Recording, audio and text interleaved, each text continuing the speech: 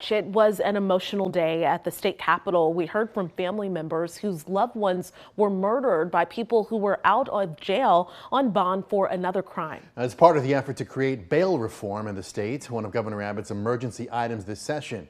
KXAN's Dylan McKim shares some of these stories and how they could lead to change. These two women made the drive from Houston to Austin to share their stories of loss. Killed on her way to dinner on Valentine's Day. She was strangled to death. They are part of a group of family members who lost loved ones to someone who was out of jail on bond. According to Houston Crime Stoppers, in the past 4 years, 162 people in Harris County have been killed by someone who was out on 1 or 2 bonds. That's home for April Aguirre and Alexis Nungare, and they want it to change. Can I paint it? April's niece, Arlene, was killed on Valentine's night 3 years ago, shot while in the car with her family.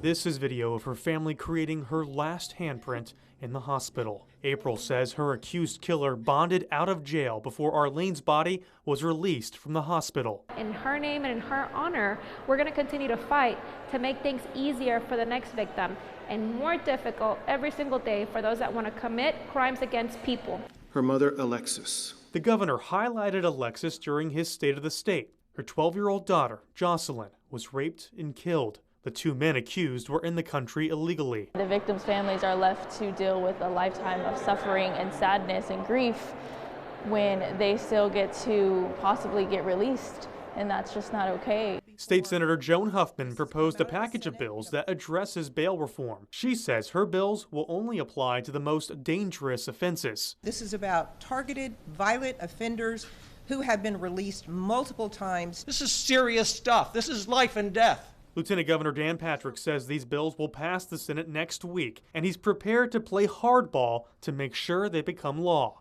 We will not leave here until these bills pass the House. Period. In Austin, I'm Dylan McKim. And we do have a list of the proposed bill package on our website. We break down what each one would do, including 2 constitutional amendments that would require a majority of Texas voters to approve.